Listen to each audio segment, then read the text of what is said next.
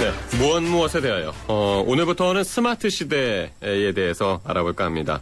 최근에 스마트폰 사용이 상당히 많이 늘었죠. 그래서 이제 스마트 시대 뭐 이런 말까지 나오고 있는데요. 하지만 이 스마트폰이 주는 편리한 만큼이나 부작용에 대한 우려도 적지 않습니다. 스마트 시대 과연 무엇이고 어떻게 대처해야 될지 알아보겠습니다. 미래정책연구원 정남준 원장이 나오셨습니다. 어서 오십시오. 안녕하십니까. 예. 목소리가 상당히 좋으시네요. 예, 감사합니다. 예, 제가 같이 깔게 되는데요. 그렇지는 않고요. 예. 자, 스마트 시대 한마디로 한번 좀 먼저 설명 좀 해주시죠. 예, 잘 아시다시피 휴대폰이 등장하면서 무선 통신 시대가 시작되었듯이 컴퓨터와 통신이 융합된 스마트폰이 출시돼가지고 소위 손안의 컴퓨터 시대가 시작되었다고 합니다. 예. 스마트폰을 들고 이동하면서 정보를 검색하거나 일을 처리하는 모바일 혁명이 시작되다 볼 수 있는데요. 아이폰이라는 스마트폰이 통신 시장에 나타난 것은 꽤 되지만 우리나라를 기준으로 볼 때 2010년 중반부터 스마트폰의 보급 속도가 좀 빨라지면서 스마트 시대로 접어들고 있다고 보면 될 것 같습니다. 예. 겨우 우리나라만 따지면 한 3년 정도밖에 안 된 겁니다, 지금. 그렇습니다. 그런데 지금 현재 전 세계 인구가 70억 인구로 이야기를 하는데 그중에 10억 명 이상 그리고 우리나라 인구 5,500만 중에서 3,500만 명 이상이 지금 스마트폰을 사용하고 있는 걸로 추정을 하고 있습니다. 참 짧은 기간에 상당한 속도로 지금 보급이 된 겁니다. 네. 근데 이번에 이제 또 새 정부 출범 이후에 말이죠. 이제 경제 살리고 일자리 만들기 위해서 이제 창조 경제라는 것을 국정 기조를 삼고 있지 않습니까?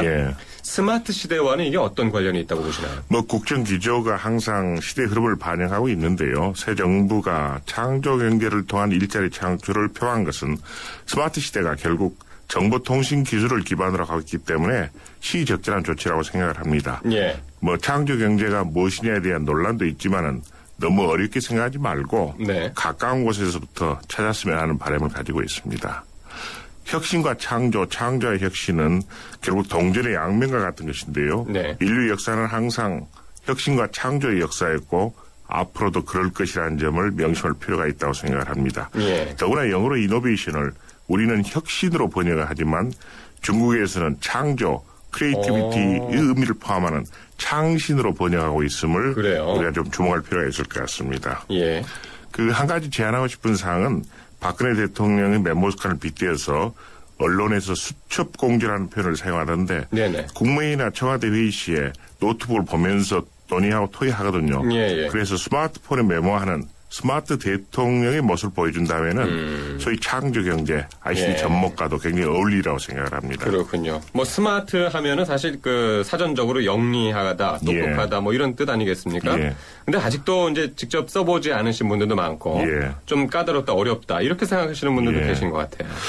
스마트란 단어가 본래 맵시 좋은, 깔끔한, 멋진, 똑똑한 등 여러 가지 좋은 의미를 가지고 있는데 2009년 후반에 우리나라의 스마트폰이 출시되면서 가격이 비싸다 보니까 아무래도 40대 후반, 50대 중반 이상의 관리자급에서 먼저 보급이 됐거든요.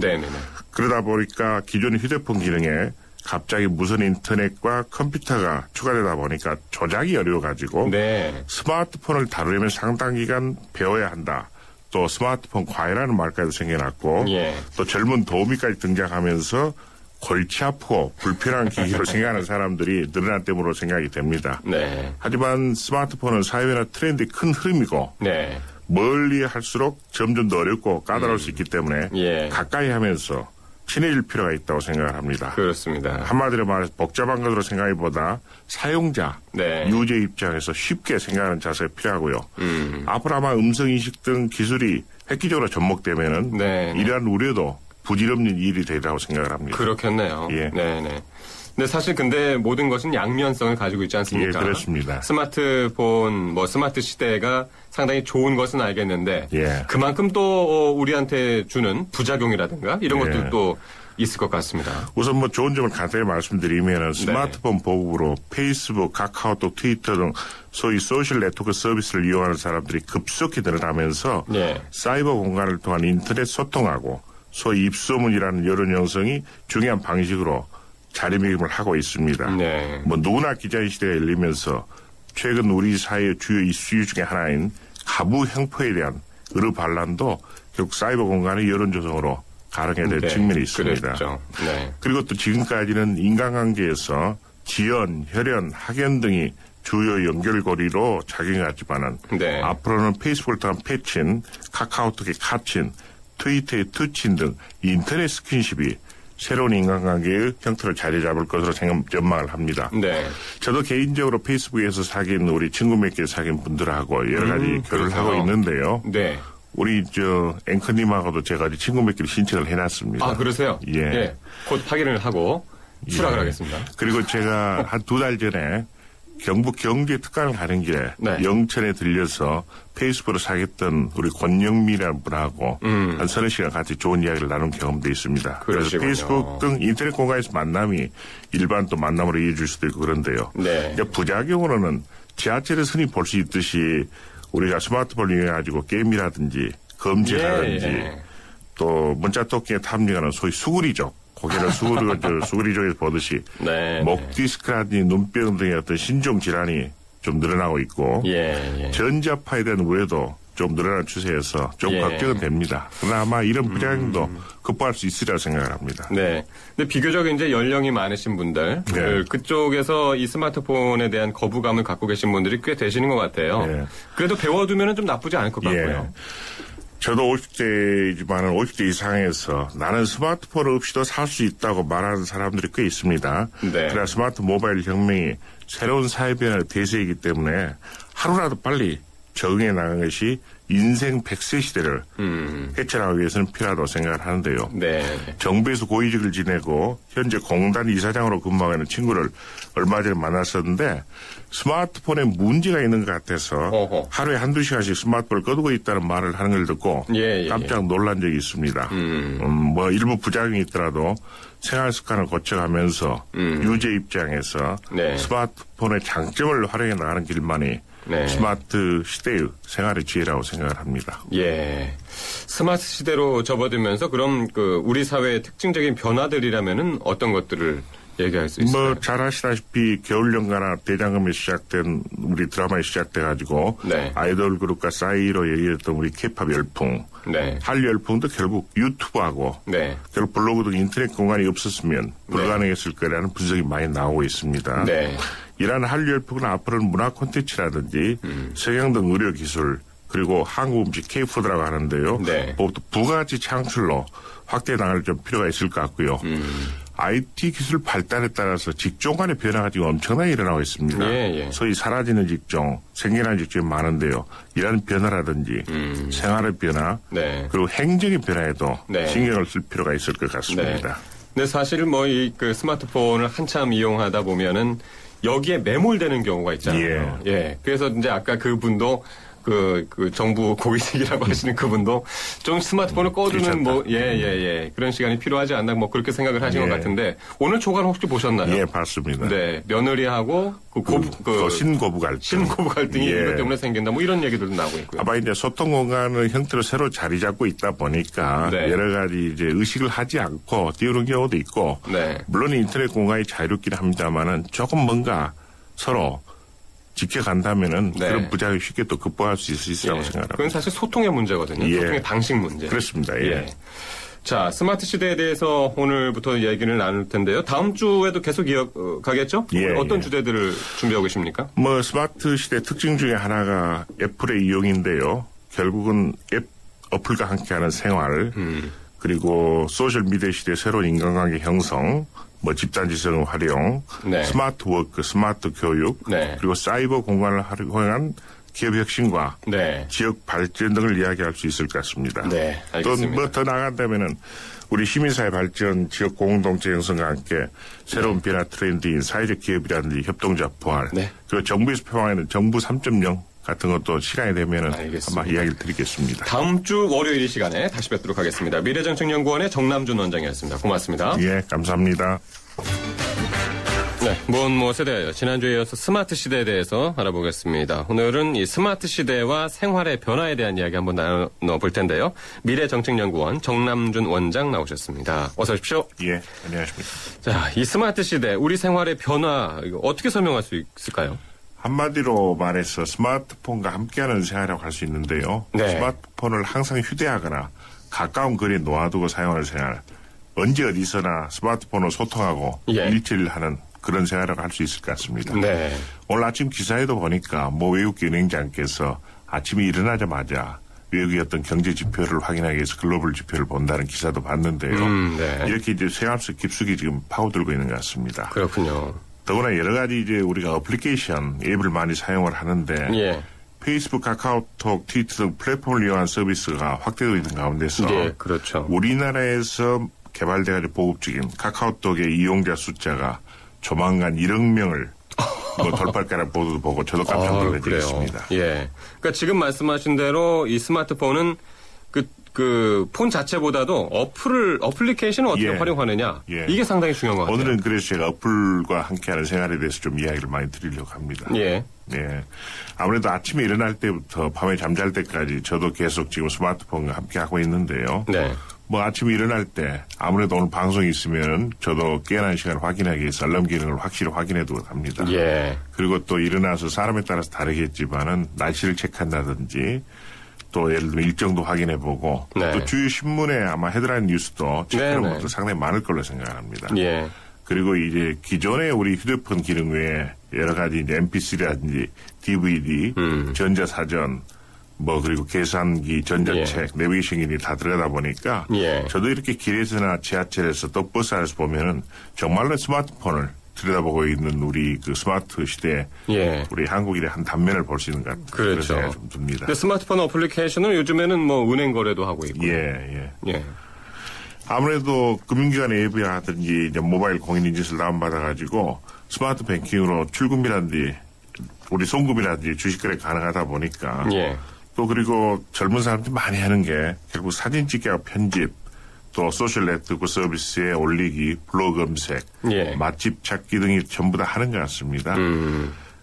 그런데 이제 실제로 보면요. 플레이스 라이트라는 어플 경우에는 예. 저도 한 2달 전에 좀 나이 드신 분들하고 시골에 농가주택에 갔다가 예. 나오는 길에 예. 밭두렁이 걸어 나오는데 굉장히 어두웠거든요. 예. 깜깜한 가운데 제가 플래시 라이트를 켜니까 다른 분들이 다 스마트폰 가지고 있는데 다 놀리시더라고. 그거 어떻게 하느냐고. 아하. 그래서 제가 나와가지고 좀 설명도 해드린 적도 있습니다. 예. 후레쉬 역할도 합니다. 지금 스마트폰으로. 예. 예. 이 어플리케이션이 활용이 늘다 보니까 어플로 인한 삶의 변화도 이제 상당히 지금 있는 것 같아요. 예. 아마 제가 지하철 타면서 항상 느끼는 건데 네. 지하철 승강 문 사이가 7개 좌석이거든요. 네네네. 근데 통상 6명 이상이 항상 스마트폰을 좀 사용하고 있다는 그런 생각을 해요. 아. 특히 퇴근 시간대에는 예. 앉아있는 뿐만 아니라 20, 30대 승객은 거의 대부분이 서 있는 사람들까지도 예. 스마트폰으로 검색을 하거나 네. 또 문자를 보내거나 네. 그 게임을 하는 모습들을 제가 봅니다. 예. 그래서 정말로 이제 스마트 시대로 예. 우리가 접어들고 있다 그런 생각을 좀 많이 합니다. 예. 그 관련해서 과거에는 일본 사람들이 지하철을 타고 가면서 책을 읽는 데 비해서 우리는 그냥 멍하니 앉아있거나 시선을 둘 데가 없어서 예. 눈을 감고 있다는 지적이 많았는데 그랬었죠. 스마트 시대로 접어들면서 상황이 달라졌다고 생각합니다. 네. 과연 우리 국민만큼 스마트폰에 열중하는 국민이 있을까 하는 어허. 그런 생각을 좀 가지고 있습니다. 근데 그 학생들 예. 게임하는 시간은 좀 줄였으면 좋겠어요. 예. 이게 그러니까 정보 이용하고 이러는 데는 상당히 이제 유용한 매체인데. 그래서 스마트폰 중독이란 말까지 지금 그러니까요. 나오고 있고요. 언제 어디서나 게임을 할 수 있는 그 시대로 이제 접어든 겁니다. 예. 그런 시간은 좀 줄었으면 좋겠고 그런 거와 함께 좀 부작용도 있는 것 같아요. 일단 지난번에 언론에서 좀 논란이 있었지만은 네. 어린이집 CCTV 설치 관련인데요. 네. 결국 이제 CCTV하고 인터넷을 연결하다 보니까 우리가 스마트폰이라든지 일반 컴퓨터를 지금 전부 다 CCTV 화면을 볼 수 있거든요. 예. 그래서 일부 교사들이 인권침해라는 어떤 주장, 반발이 있었던 반면에 예. 또 학부모들 입장에서는 어린애들이 과연 어린이집에서 정상적으로 생활하고 있는지 다른 문제는 없는지 그렇게 살펴볼 수 있는 사회적으로 플러스되는 측면도 있다고 생각을 합니다. 예, 그렇군요. 또 지난번에도 말씀드렸습니다만 스마트폰을 과도하게 사용하는 그 목디스크, 손목이나 손가락 저림 현상, 그리고 안구 건조증 등에도 좀 유념할 필요가 좀 있을 것 같습니다. 오늘 저희 기사도 이게 비슷한 기사가 있거든요. 예. 저희 의학 전문 기자가 그 취재를 했는데, 그러니까 밤늦게까지 이 스마트폰을 보고 있으면 잠이 안 온다는 거예요. 이게 의학적으로도 이게 증명이 된 모양이에요. 저도 한 수개월 전에는 밤늦게 불을 끈 상태에서 스마트폰을 좀 들여다보고 있었는데 확실히 좀 어두운 곳에서 밝은 화면을 보면은 그게 좀 문제가 있는 것 같습니다. 그래서 제가 요즘 어디 이야기할 기회에 있으면은 스마트폰을 보더라도 우리가 밝은 상태에서 보는 게 좀 나을 것 같고요. 그리고 우리가 독서를 하다가 먼 곳을 응시하듯이 스마트폰을 한 20-30분 들여다봤으면은 잠시 쉬면서 해야 되는데 아까도 우리 앵커께서 말씀하셨다시피 우리 학생들이 한번 몰입하면은 뭐 2시간, 3시간 계속하는 그런 게 문제죠. 그러니까요. 청소년들도 그렇고 저도 그렇고요. 어른들도 이제 졸릴 시간인데 이거를 계속 그 화면만 들여다보고 있으면 좀 오늘 페이스북이라든가 트위터 친구들이 과연 어떤 생활을 했는지 이런 것들을 궁금하거든요, 사실. 그래서 제가 그런 이야기 했는데 하루에도 여러 차례 이제 결국 스마트폰을 들여다보다 보니까 얼마나 많은 어플을 사용하는지, 얼마나 많은 횟수를 사용하는지, 또 시간을 얼마나 하는지에 따라서 스마트 지수로 한번 우리 생활을 측정해 봤으면 좋겠다. 그런 생각도 좀 갖고 있습니다. 그렇습니다. 이제 보시더라도 아까 지금 원장님 말씀하신 대로 조금 이제 밝은 곳에서 보거나 일정 시간 하고 나서 좀 쉬었다 가는 거. 그렇습니다. 그리고 자세도 고개를 숙이지 말고 아무래도 고개를 들고 하는 상태가 더 좋다고 생각을 합니다. 그렇습니다. 이렇게 이제 애플리케이션과 함께하는 그 생활 변화가 우리 사회에도 미치는 영향이 좀 크죠. 아무래도 이제 어플로 우리가 신문 보기, 정보 검색, 또 스마트 뱅킹 등을 하면서 생활의 편리함이 되어주는 반면에 여러 가지 이제 우리 직종 간의 변화라든지 우리 사회 구조의 변화도 좀 일어나는 것 같습니다. 그 얼마 전에 집사람이 알탕을 끓이려고 하다가 저한테 좀 물어보더라고요. 그래서 어떻게 하면 끓이면 좋지. 그래서 제가 뭐뭐 넣는 게 좋겠다는 이야기를 했는데 알탕이요? 요새 병어철이니까 병어 알이 좋지 않습니까? 그런데 문제는 저희 집사람이 스마트폰으로 검색을 하고 알탕을 끓이고 나서 먹다가 무슨 말이 하냐면은 이제 요리책이 안 팔리겠다. 그런 말을 하더라고요. 그래서 저도 깜짝 놀랐는데 사이버 공간이 이제 그만큼 정보의 보고가 되는 것 같습니다. 모든 정보가 다 들어있고. 그렇지만 방금 말씀드렸다시피 또 정보통신 기술 발달에 따라서 전자금융 확대로 은행이나 증권의 객장의 필요가 없게 되고 또 금융인도 현격히 줄어들다 보니까 지난주에 아마 그 우리 삼성증권 등에서 구조종 발표도 나왔을 겁니다. 교보증권도 지금 난립니다. 굉장히 좀 안타까운 이야기고요. 우리 젊은 세대들도 앞으로 자기 직업을 선택하면서 이런 스마트 시대에 따른 사회변화 트렌드에도 좀 주목할 필요가 있다는 생각이 좀 듭니다. 오늘도 무엇 무엇에 대하여 스마트 시대에 대하여 알아봤습니다. 다음 주 시간에도 계속 이어가도록 하겠습니다. 지금까지 미래정책연구원 정남준 원장과 함께했습니다. 수고하셨습니다. 고맙습니다. 무엇 무엇에 대하여 지난주에 이어서 오늘도 스마트 시대에 대해서 알아보도록 하겠습니다. 미래정책연구원의 정남준 원장 나오셨습니다. 어서 오십시오. 안녕하십니까.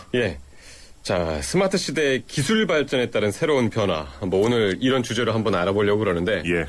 어떤 변화들이 있을까요? 아무래도 이제 정보통신 기술이 융합되면서 획기적인 변화들이 일어나고 있습니다. 최근에 걸음이 불편한 장애인들을 위한 입는 로봇이라든지 또 의사 대신에 수술하는 로봇 수술이 다빈치 기술로 좀 더 정교화된 것 같고요. 그리고 뇌파를 초음파로 전달해가지고 움직이게 하는 생쥐 실험을 했던데 아바타 실험 등이 이제 실생활에 활용될 수 있는 단계에 이르고 있는 것 같습니다. 내가 생각하는 대로 다른 동물이 움직이는군요. 그렇습니다.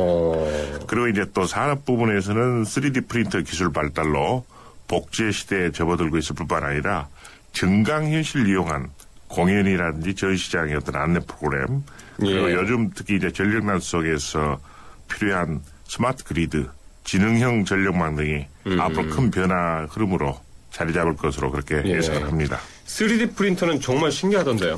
그렇습니다. 그러니까 입체적으로 어떤 물건을 만들어내더라고요.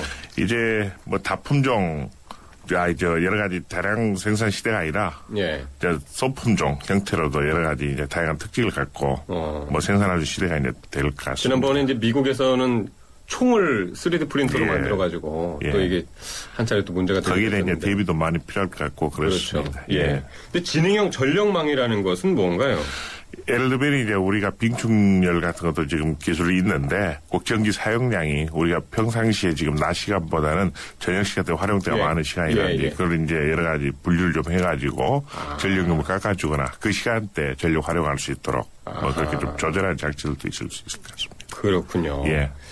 근데 아무래도 이 스마트 시대가 가져온 가장 큰 변화 하면은 소셜 미디어 시대가 아닌가 싶습니다. 뭐 아시다시피 이제 페이스북, 카카오톡, 그리고 트위터, 유튜브, 블로그 등 소셜 네트워크 서비스가 대세로 자리 잡으면서 어떤 소통의 방식이나 사회생활에도 이제 큰 변화를 가지고 있는데요. 우리가 전화 통화에서 이제 문자 채팅으로 소통 방식이 바뀌고 사진, 동영상 등 자료 보내기뿐만 아니라 사이버 공간의 친구들하고 뭐 카페 만들기, 게임하기 등 소통 방식이 다양화되고 있고 최근에는 끼리끼리 밴드 형태의 어떤 소형, 소규모 커뮤니티도 형성되는 그런 추세를 이룬 것 같습니다. 그렇더라고요. 정남중 원장께서는 이런 거 다 이용을 하시나요? 조금씩 다 시대 흐름에 뒤떨어지지 않도록 여러 가지 가입도 하고 또 소통도 하고 있습니다. 여기서 만난 친구분들도 많이 계시죠? 그래서 요새 저희도 말씀드렸다시피 이제 패친, 카친 또 그 친구들하고 가끔 그 전화 통화도 하고 그래요? 또 그렇습니다. 이런 그 사이버 커뮤니티 형성이 어떤 흐름을 가져오게 되는 건가요? 이제 누구나 자유롭게 사이버 공간에 글을 올리고 또 댓글을 달거나 서로 공유함으로써 입소문의 빠르기 측면에서 볼 때 긍정적으로 여론 형성을 주도하는 측면도 있습니다. 지난번 우리 가보 행포에도 의료 반란 같은 거요. 그렇지만 자기 입장과 다르다는 이유로 무차별적으로 공격, 즉 언어폭력을 행사하거나 악플을 다는 등 부정적 측면도 상당히 나타나고 있는 것 같습니다. 더구나 그 정치적 이슈에 대해서는 성향에 따라서 무조건 반대 의견을 표시하는 소위 보수와 진보의 골이 더 깊게 파이는 현상까지 보이고 있어 걱정인데요.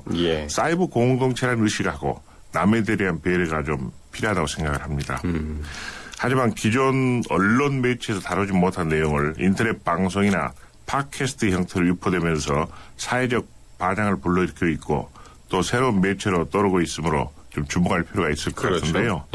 과거에는 우리 신문 기사가 글, 즉 지면으로 남대 비해서 방송 보도는 공중으로 날아가 버린다는 말이 있었지만은 이제는 방송 내용도 인터넷 공간을 통해서 다시 듣기나 문자로 확인할 수 있는 등 사이버 공간에 계속 남아있기 때문에 시간이 지나더라도 검색이 가능한 어떤 새로운 양상을 좀 보이고 있는 것 같습니다. 그러니까요. 방송 시간 놓치더라도 뭐 상관이 없고요. 어쨌든 이런 일상에서 이제 소소한 변화들, 근데 참 많이 일어나고 있는데 또 예상치 못한 상황에서 그 변화도 있어요. 저도 이제 몇 년 전에 어느 가정에서 디지털 제사를 지낸다는 이야기를 듣고 좀 웃은 일이 있습니다. 디지털 제사요? 부모가 서울에 살고 있고 아들은 지금 미국에 나가 있는데 가정에서 조상께 제사를 지내면서 아버지가 먼저 절을 하고 나서 컴퓨터 화상 카메라로 제사상을 비춰주면서 미국에 있는 아들에게 이번엔 너 차례니 절을 하거라 뭐 그랬다는 이야기를 하는데 제가 그때 그 말을 듣고 무슨 생각을 했냐면요. 한국과 미국이 시차가 있기 때문에 한국은 밤이면 미국은 낮이거든요. 하지만 제사를 지내지 않는 것보다 마음적으로 훨씬 편했을 거다. 그런 느낌을 제사 지내려고 올 수도 없고. 그러니까 100만 원 넘는 비행기 값에 올 수도 없는 상황이고. 좋네요. 그래서 제가 그런 제안을 가끔 하는데요. 부모님들께서 살아계실 때 활동하던 사진이나 동영상을 USB에 저장해 둔다면은 나중에 우리가 제사를 지낼 때 지방 써서 앞에 이제 제사상에 놓고 하는 것보다는 사이버 자료를 모니터에 띄워놓고 생전의 모습을 보거나 또 말씀을 드리면서 어떤 제사를 지내는 가정도 이제 생겨날 것으로 그렇게 생각을 좀 합니다. 좋은 방법인데요. 훨씬 더 의미가 있고 돌아가신 분을 아마 추억할 수 있을 것 같은 그런 그러니까요. 지금은 이제 저만 하더라도 이제 뭐 예전에 할아버지는 뵀지만은 뭐 증조 할아버지 말씀하실 때는 그냥 이야기만 듣고 이제 상상해가지고 하는데 좋은 방법입니다. 근데 이렇게 이제 스마트 시대가 이제 사회 각 부분에 영향을 미치고 있는데 또 어떤 부분들을 또 예상을 할 수 있을까요? 이미 이제 우리 정부에서도 스마트워크 사무실을 운영을 하고 있고 모바일 오피스 개념까지 나오고 있는데요. 또 스마트 교육도 확산되는 추세에 있습니다. 따라서 이제 스마트라는 말에 걸맞게 정말로 멋지고 똑똑하고 편리한 변화들이 엄청나게 많이 일어날 것으로 생각을 합니다. 이미 유튜브를 통해서 세계 각국에 최신 동영상을 접할 수 있을 뿐만 아니라 TED라는 프로그램을 통해서 유명 인사의 명강의를 들을 수 있고 또 살만 칸이 운영하는 칸 아카데미를 통해서 외국 유명 대학의 저명 석학들의 강의를 이제 직접 들을 수 있게 된 것 같습니다. 네. 그래서 이러한 지식 정보의 축적과 공유를 통해서 뭐 새로운 창조와 혁신도 이루어지고 특히 협업 형태의 어떤 집단 지성을 활용할 경우에 네. 엄청난 시너지 효과를 발휘할 수 있을 걸로 생각을 합니다. 또한 인터넷 상거래가 활발해지면서 광고 방식도 굉장히 다양화되고 스마트 마케팅도 활성화될 것으로 생각을 합니다. 예. 이렇게 긍정적인 면만 활성화된다면 좋겠는데 예. 그렇지 않은 경우도 있지 않습니까? 예. 특히 제가 얼마 전에 상당히 화제가 됐었잖아요. 예. 박근혜 대통령도 한번 말씀하셨는데 6.25 전쟁을 북침이라고 생각하는 학생이 70%라고 그랬는데 예. 알고 봤더니 북침이라는 단어를 이해를 못한 예. 거더라고요. 예. 다시 조사했더니 북한이 전쟁을 일으켰다라고 생각하는 학생이 83%. 전반적으로 이제 네. 아무래도 역사 교육적인 문제도 있지만 또 네. 소통의 문제가 있다고 생각을 그러니까요. 합니다. 그러니까 국어 교육이 좀 이런 짧은 메시지를 통해서 하다 보니까 예. 좀 많이 망가진 것도 있고요. 연예인도 상당히 변화하고 있고 그러니까요. 또 우리 젊은 친구들이 보내는 메시지 보면은 주로 약어 또 예를 들면 그러니까요. 자음만 사용한다든지. 수도권 투데이가 수투잖아요. 예. 저도 그래서 오케를 이응하고 키읔으로 보내기도 합니다. 그렇죠. 예. 간단하게. 예. 예. 그런데 이제 학생들과 제가 강의를 할 때 식당에 한번 갔었는데요. 네. 2년 전인가. 음식을 주문하고서 전부 스마트폰만 들여다보고 있어서 제가 적게 놀란 적이 있습니다. 예. 또 심지어 최근에는 스마트 패밀리라는 말이 나올 정도로 예. 집에서 식구끼리도 문자를 주고받으며 소통을 하는 예. 대화 단절에 대한 우려도 있습니다만은 네. 스마트 시대라면은 편리한 기기를 이용하면서 얼굴을 마주보면서 예. 이야기하는 스킨십도 필요하다고 생각합니다. 예, 알겠습니다. 오늘도 무엇 무엇에 대하여 스마트 시대에 대해서 알아봤습니다. 미래정책연구원 정남준 원장과 함께했습니다. 고맙습니다. 예, 고맙습니다. 네, 무엇 무엇에 대하여 지난주에서 오늘도 스마트 시대에 대해서 이야기 나눠보겠습니다. 미래정책연구원 정남준 원장이 나오셨습니다. 어서 오십시오. 예, 안녕하세요. 예. 하여튼 스마트 시대 특징 하면은 한마디로 다양한 정보의 교류다. 예. 이렇게 말씀드릴 수가 있겠는데, 스마트 시대가 이 시공간을 초월하는 만큼 지역 경제에도 상당히 영향을 미친다고요.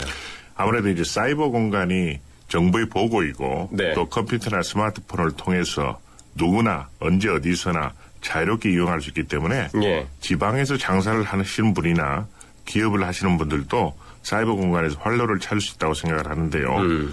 토지 노동 자원을 생산의 3요소로 하는데 네. 앞으로는 사이버 공간이 토지를 대체할 수 있을 것 같은 생각도 듭니다. 어허. 따라서 사이버 공간을 새로운 영토나 시장으로 볼 수 있을 뿐만 아니라 생산자 위치가 어디든 간에 이제는 상품만 좋으면 팔 수 있는 시대가 되었으므로 사이버 공간에서 미래 시장 찾기를 해보자는 이야기를 좀 드리고 싶습니다. 예. 사이버 공간에 미래가 있다는 말씀이신데 구체적으로 한번 예를 좀 들어주시죠. 예, 요즘 아무래도 경기 불안과 민생 경제 실종 그리고 대기업 쏠림 현상으로 지역 상권이 여러모로 어렵다고 하는데 예. 지역 특색에 맞는 지역 브랜드, 즉 토종 브랜드를 하더라도 얼마든지 앞으로는 전국 브랜드, 세계 브랜드로 키워나갈 수 있을 것 같은데요. 예. 블로그라든지 페이스북, 카카오톡, 트위터 등 소셜 네트워크 서비스를 통한 입소문이 어떤 광고 효과보다 크다고 할 수 있고 네. 인터넷 쇼핑몰이나 소셜 커머스와 택배 시스템을 이용할 경우에 판매망 확보도 쉬워졌다고 볼 수 있을 것 예. 같습니다. 그만큼 이제 비용도 조금 이제 저렴하게 그렇죠. 들 수도 있고 이렇게 이제 지역 브랜드 성공 사례도 한번 들어준다면 어떤 것들이 있을까요? 전국 어느 곳을 가더라도 저는 좀 의아하게 생각하는 게 원주 네. 추어탕과 남원 추어탕 간판만 보이거든요. 근데 추어탕에 큰 차이가 있는 것인지 예. 결국 미꾸라지하고 시래기 또 된장, 양념을 넣고 정성껏 끓이면 되는데 네. 자기가 장사를 하는 지역의 명칭을 붙이지 않고 왜 다른 지방에 이름을 붙일까라는 저는 의문을 좀 가지고 있습니다. 예. 마찬가지로 해장국 경우에는 양평 해장국, 콩나물 해장국, 전주지명이 붙은 상황이 되었는데 네. 지역별로 좀 특색의 명칭을 붙인 토종 브랜드들이 많이 나왔으면 하는 바람을 가지고 있습니다. 요즘 최근에 매스컵을 많이 타고 있는데요. 군산 이성당의 앙금빵이라든지 네. 대전 성심당의 튀김 소보로 등은 생산량을 맞출 수 없을 정도로 예. 택배 주문량이 밀려들고 있고 전국 각지의 전통시장의 숨겨진 맛집 중에서도 대박 행진을 이어가고 있는 업소가 많다고 알고 있습니다. 그래서 이 업체들이 이제 서울 지역에는 이제 브랜드가 판매망이 없어가지고 예. 백화점에서 이제 예. 초대를 해가지고 요새 한다고 백화점에서 그러더라고요. 초대 행사도 뭐 가끔 하고 있는 걸로 알고 있는데요. 예. 그래서 방금 말씀드렸다시피 이제 찐빵, 호떡 등 그 간식거리뿐만 아니라 김치, 반찬 등 이렇게까지 소위 입소문을 타면서 전국 브랜드로 자리 잡아 있고요. 또 일반 그 생산업체 중에서도 히든 네. 챔피언이라는 TV 프로그램에서 보듯이 창의성을 발휘한 기술 혁신으로 세계 시장을 석권하고 있는 광학 휴비츠, 분자진단 시젠, 또 산업 단말기의 블루버드 등이 자학지방 간 강소기업들은 이미 세계 브랜드로 자리 잡아가고 있는 걸로 알고 있습니다. 예. 이제 뭐 품질만 좋고 맛만 좋으면 예. 얼마든지 홍보 그렇습니다. 비용을 따로 들이지 않더라도 예. 네트워크를 이제 자생적으로 구축해가지고 예, 그렇습니다. 번지는 그런 현상들이 나타나고 있는 것 같습니다. 자, 어쨌든 이 전통시장 같은 이런 지역 상권도 이제 한계를 좀 극복해야 할 텐데요. 예. 어떤 노력들이 필요할까요? 뭐 전통업소나 재래시장 활성화를 위해서 지역 라디오 방송이라든지 인터넷 방송을 실시를 하고 예. 또 문화 공간을 조성해서 고객들을 시장으로 다시 끌어모으는 노력들이 성과를 거두고 있는데요. 예.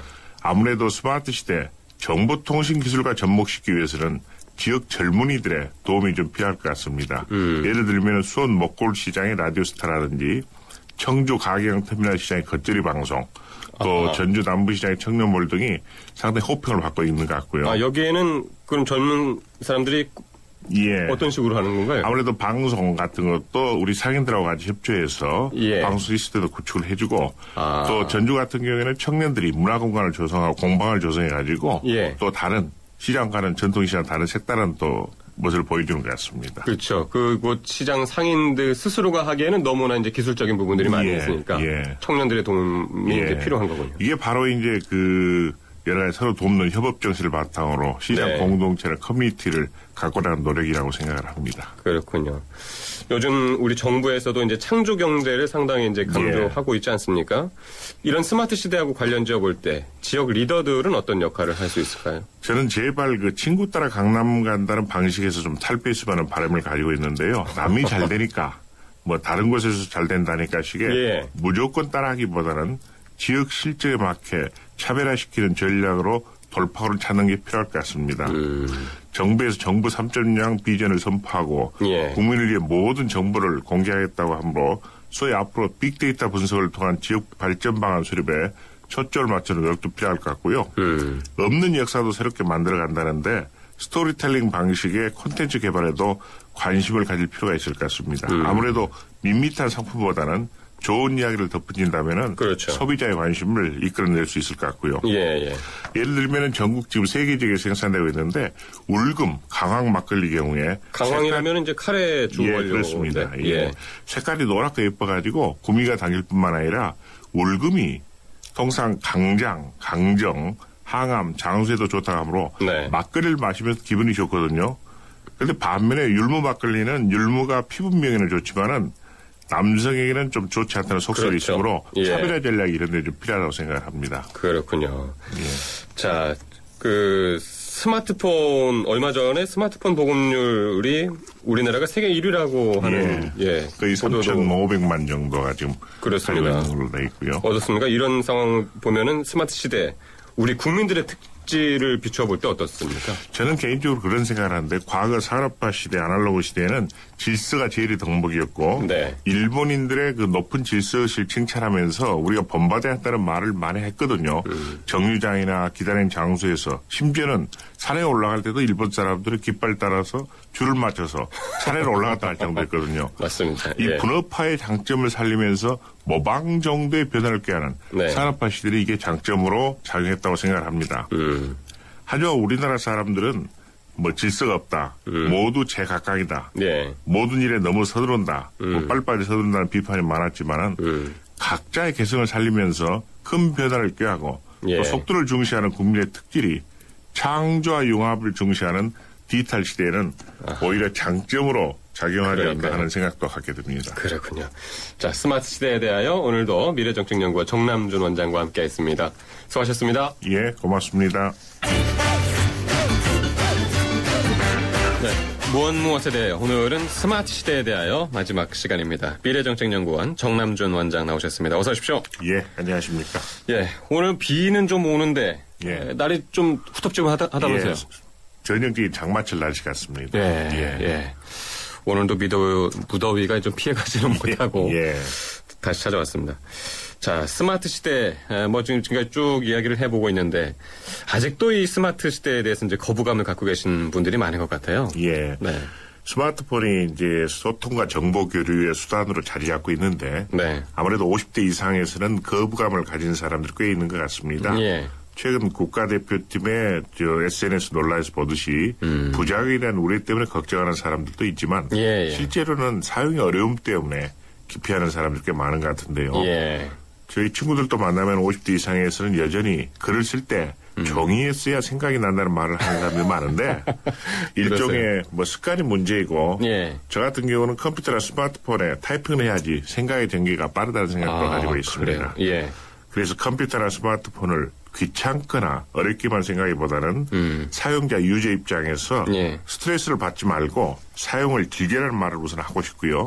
쉬운 것부터 예를 들면은 아는 사람들과 친구 맺기를 시작하고 나서 단순한 클릭만을 하더라도 소통이 되면서 가까워질 걸로 생각합니다. 그러니까요. 예전에 우리가 보통 쓰던 그 전화기가 오히려 더 어려웠어요. 그냥 전화만 이용하게 됐지 다른 거는 아무것도 이용하지 않았어요. 요즘에는 아무래도 멀티기능, 복합 기능이 들어가다 보니까 조금 아마 연령층이 위에서는 좀 복잡하게 생각하시는 것 같은데 자꾸 만지고 익히다 보면 좋아질 거예요. 한번 만져보시면 되는데. 하여튼 사이버 공간에 그 모든 정보가 있다고 할 수 있는데 지식이라든가 정보 검색할 때는 어떤 자세가 필요할까요? 일상생활을 하다가 이제 알고 싶은 사항이 생기면은 무조건 포털 사이트의 검색 기능에서 찾아볼 거라고 싶은데요. 단순한 단어, 용어, 그리고 시사 상식, 생활의 지혜 등 세상의 모든 지식과 정보를 컴퓨터나 손에 들고 있는 스마트폰을 통해서 얻을 수 있는 시대라고 생각합니다. 과거에는 어떤 내용을 알기 위해서 소위 노하우와 노헛을 찾았지만은 스마트 시대는 이제 누가 정보를 알고 있고 정보가 어디에 있는지 즉 다시 말해서 노후와 노회를 찾는 노력도 필요할 것 같고요. 그런데 한 가지 유념할 사항은 사이버 공간의 온라인 지식이라 하더라도 정확성 여부는 본인이 다른 자료와의 대조를 통해서 확인할 필요가 있다고 생각합니다. 그렇습니다. 이게 가장 중요할 것 같습니다. 맞아요. 그냥 맹신하는 것은 좀 옳지 않고요. 요즘 많이 정보가 넘쳐나다 보니까 정말로 한번 크로스 체크를 해서 한번 다시 대조해보는 습관이 좀 필요할 것 같습니다. 그렇습니다. 요즘 이제 그 정부의 모토죠. 이제 창수 경제. 이와 이제 관련해 가지고 지식의 축적이라든가 공유 그리고 융합이 이제 필요하다고 하는데 어떤 사례들을 한번 들어볼 수 있을까요? 아무래도 창조를 하기 위해서는 지식 정보의 축적과 공유에다가 플러스 알파를 더하는 것이 필요한데 뭘 알아야 창조도 가능한 것이고 전혀 모르거나 정보가 없는 상태에서 창조가 불가능할 것으로 생각을 합니다. 그래서 창조 경제의 전제가 되는 융합을 위해서 기존에 알고 있는 지식과 정보를 섞고 합치고 나누고 빼고 거기에 대해서 스토리를 덧붙이라는 말을 드리고 싶은데요. 스마트 시대의 정보 기술을 접목시킨다면은 더할 나위 없을 것으로 생각합니다. 우리가 흔히 그 생활의 달인이나 전통 시장의 대박 맛집을 소개하는 프로그램을 보듯이 비법 소스나 반죽, 식재료를 만들거나 찾아내기 위해 수많은 노력과 시행착오를 거친 것을 알 수 있는데요. 결국 자기만의 노하우가 생산이나 서비스에 연결되면서 새로운 경지에 이것을 보게 되는 경우가 많은 것 같습니다. 그렇습니다. 자, 그리고 이제 사회적 기업, 기업의 사회적 책임, 그러면서 프로보노라는 말까지 나오지 않습니까? 스마트 시대하고 관련지어서 어떤 이야기 할 수 있을까요? 전통적 기업의 영리행위와는 달리 사회적 목적을 추구하면서 영업활동을 하는 사회적 기업이 공공 부분의 기능을 분담하면서 자리 잡아가고 있고 경영윤리 차원에서 기업의 사회적 책임까지 부각되어 있는데 이러한 현상들을 과거와는 다른 스마트 시대 정보 교류 그리고 쌍방향 소통이야 사회 발전의 한 단면으로 이해할 수 있을 것 같은데요. 또한 공동체 의식하고 소위 사회 자본 소셜 캐피탈이 강조되고 있고 방금 말씀하셨다시피 프로보노 공익을 위하여와 착한 기업 등으로 계속 진행하고 있는데 앞으로 정부의 모든 정보들이 국민들에게 공유되면은 사회 문제 해결이라든지 공익을 위한 노력이 더욱 확산되리라고 기대를 합니다. 얼마 전에 이제 정부가 선포했던 이제 정부 3.0 그거하고 이제 일맥통하는 부분이네요. 소셜 미디어가 이제 활성화되면서 그런데 이 생각이 다른 사람끼리 좀 대립의 골이 오히려 더 깊게 파이고 있는 것이 아니냐. 이런 우려를 하시는 분들도 많습니다. 뭐 지금 소셜 네트워크 서비스상이라든지 또 지난 대통령 선거의 국정원 댓글 사건에서 보듯이 생각이 다른 사람들 간의 공방이라든지 대립의 골이 더욱 심해지고 있어 걱정인데요. 자기 생각만이 옳다는 식의 한쪽으로 치우친 주장을 올리거나 댓글을 다른 사람들도 많은데 사이버 공간을 이용하는 사람들끼리 스스로 정화해 나가는 노력이 필요할 것 같은데요. 자기 생각을 일방적으로 올리기보다는 생각이 다른 사람을 설득하려는 노력을 보일 때 다른 사람과의 공감대 형성도 이루어질 것으로 생각을 합니다. 그래서 극단적인 경우에는 무시해버리거나 친구 맺기를 끊는 개인적 노력도 기울여야 할 것 같습니다. 그리고 또 이제 우려하시는 분들의 말씀이 이게 사람과 사람 간의 그 대화 창구가 아니라 기계와의 대화이기 때문에 기존의 인간관계를 좀 삭막하게 만드는 것이 아니냐 이런 이야기들도 하고요. 스마트 시대의 장점이 대중간 소통이라고 하는데 실제로는 하루 종일 스마트폰이나 컴퓨터를 활용하면서 정작 가족이나 직장 동료, 친구들과의 대화가 부족하다는 지적이 나오고 있습니다. 그리고 버스나 지하철을 탈 때 승하차 시에 보안구역에 출입할 때 차표 구입이나 자판기 사용을 할 때 저도 느끼는데 결국 기계와의 대화라 일체이기 때문에 좀 더 삭막해진 게 또 사실이거든요. 따라서 그래서 디지털 시대, 스마트 시대의 아날로그적 감성을 되살리는 지혜가 필요한데 사용자 경험에 비추어서 사람 냄새가 나도록 사용자 환경을 좀 바꿔나가는 노력도 필요할 것으로 생각을 합니다. 맞습니다. 뭐 스마트 시대의 장점도 많지만 이런 단점들을 좀 보완해가면서 사용하는 것이 좋지 않을까 싶습니다. 자, 장시간 동안 오늘 함께 하셨습니다. 무엇에 대하여 스마트 시대에 대하여 그동안 도움 말씀 주신 분은 미래정책연구원 정남준 원장이었습니다. 고맙습니다. 고맙습니다.